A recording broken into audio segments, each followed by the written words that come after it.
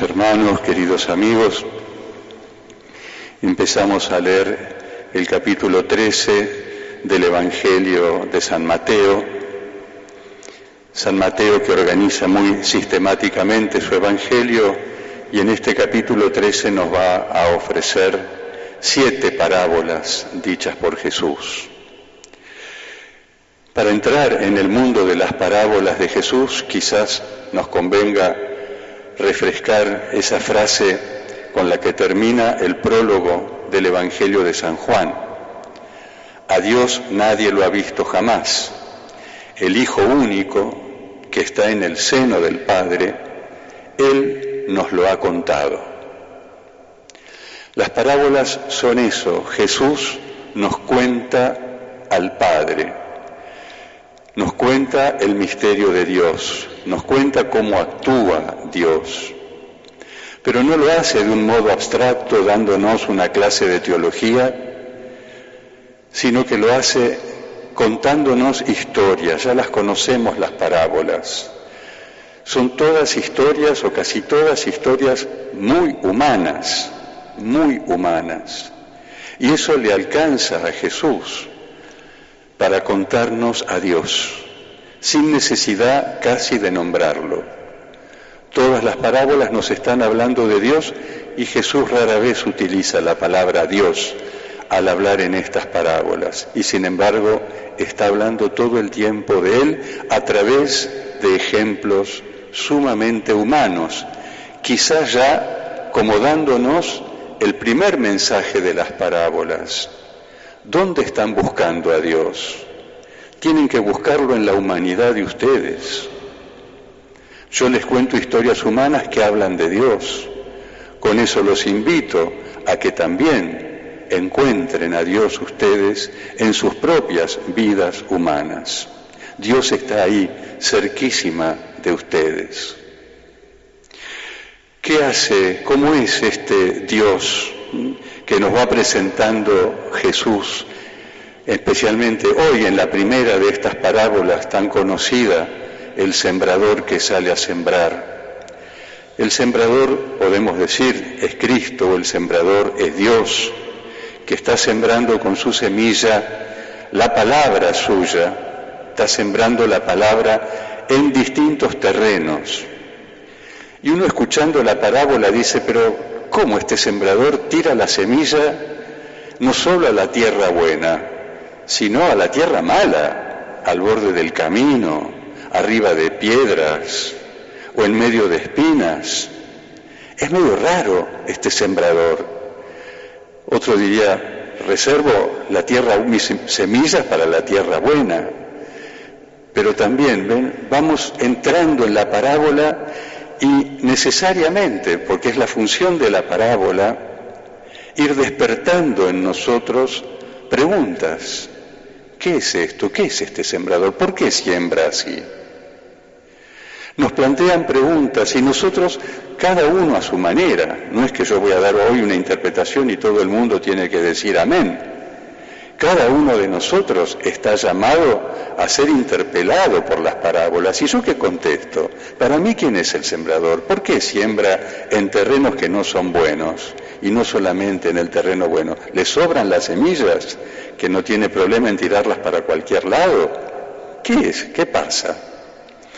Entonces vamos de a poquito entrando, descubriendo cómo Jesús nos habla de Dios ya desde esta manera de actuar el sembrador.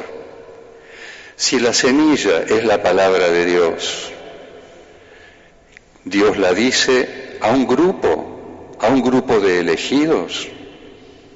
Dios dice su palabra solamente a los que se portan bien, o Dios dice su palabra para todos, para cualquier terreno, el de las espinas, el de las rocas, todo. Y sí, Dios es así. Jesús lo dice en el Evangelio, yo no vine para los justos, yo vine para los pecadores. No necesitan médicos los sanos, sino los enfermos. Entonces hay una bondad de parte de Dios de esparcir su semilla Y uno diría también, se sigue preguntando, pero Dios no sabe que en esos terrenos no va a producir fruto su semilla. ¿Por qué la tira ahí? Aunque sea bueno y diga, yo vine para todos. Pero Jesús nos cuenta esta parábola para decirnos que no importa tanto el terreno, cuanto la fuerza de la semilla que Dios tira, arroja sobre estos distintos tipos de terreno. Es decir, como si nos dijera, aún sobre esos terrenos tan negativos, Dios puede hacer crecer su palabra en el corazón de esas personas que evidentemente representan estos distintos tipos de terreno. Entonces es muy hermoso. Vamos descubriendo que Jesús nos va mostrando la palabra de Dios como una semilla que busca crecer en nosotros y que trae en sí misma una gran fuerza para producir su efecto. Jesús dice en el Evangelio de Juan, refiriéndose a él mismo, si la semilla, si el grano de trigo que cae en tierra no muere, queda solo, pero si muere, da mucho fruto. Eso es lo que es esta semilla, que es Jesucristo, que es su palabra, que Dios va plantando en nuestro corazón, para que Jesús en nosotros, con su amor infinito, muriendo por nosotros como la semilla, empiece a dar fruto, empiece a darnos la vida nueva, la vida de la resurrección, que Él, después que murió como ese grano de trigo, dio mucho fruto porque resucitó de entre los muertos. Y esa vida nueva, esa vida del resucitado, es la que viene en la semilla para nosotros. ¿Cuál es la semilla? El Evangelio, la palabra de Dios, Jesucristo mismo. Esa confianza de Dios en el poder de su palabra es realmente algo muy lindo, algo que tenemos siempre que tener presente, porque en general nos fijamos ante todo en los distintos tipos de terreno. Jesús nombra 4 y uno solo es el terreno bueno. Pero la semilla cayó en todos, no porque Dios la derroche, sino porque Dios confía en que su palabra tiene la fuerza para resucitar a los muertos. La palabra de Dios puede resucitar a los muertos, que podemos ser nosotros. También necesitamos recibir nosotros el Evangelio, el llamado a la conversión. Necesitamos recibir esa vida nueva, dejando detrás cosas que no nos dan vida, entrando en un dinamismo de crecimiento con la palabra de Dios como las plantas, a lo largo de nuestra vida.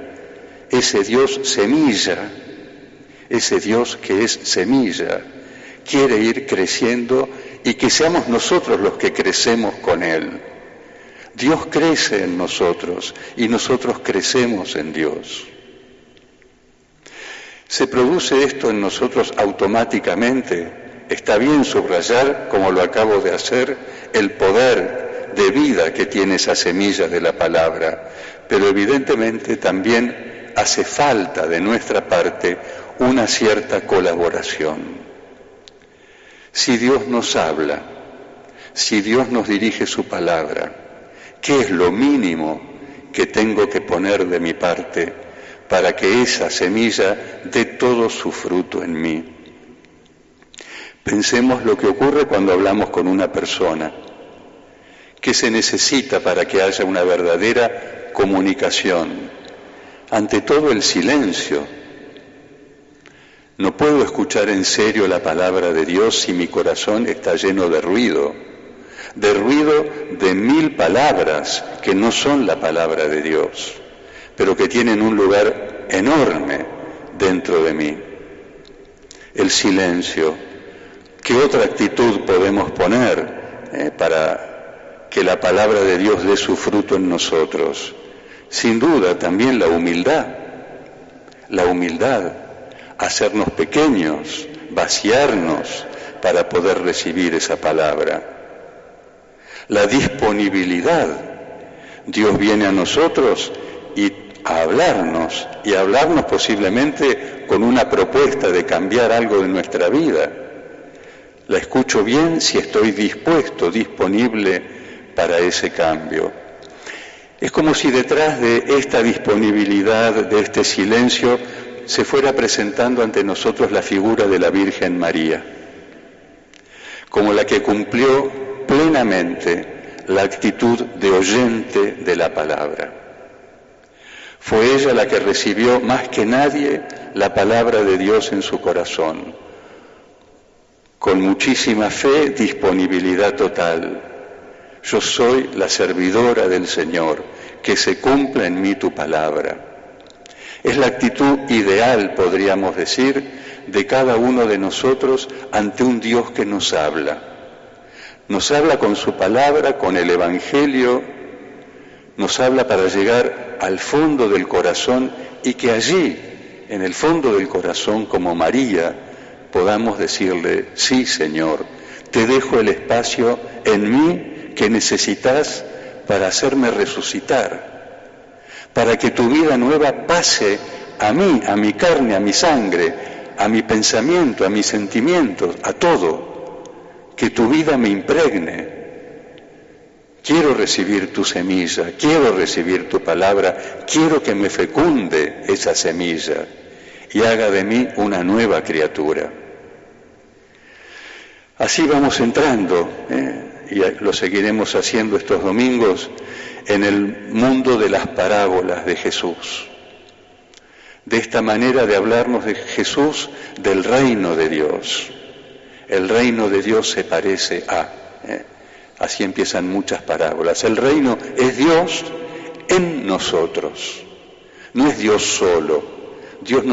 Jesús no nos habla de Dios solo. Es Dios con nosotros, el reino de Dios. Dios reina en nosotros. Quiere reinar en nosotros.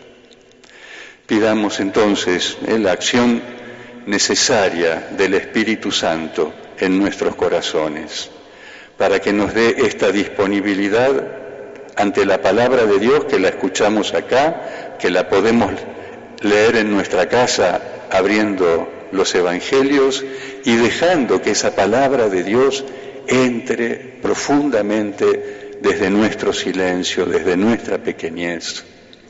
Ustedes saben que los monjes medievales hablaban de rumiar la palabra de Dios, como las vacas, que comen, vuelven a la boca, vuelve al estómago, vuelve a la boca, el pasto, bueno, que la palabra de Dios se quede en nosotros, que la rumiemos, que la comamos, que la gustemos.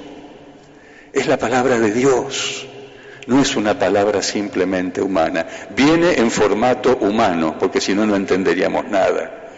Pero la palabra, el que la pronuncia, es Dios.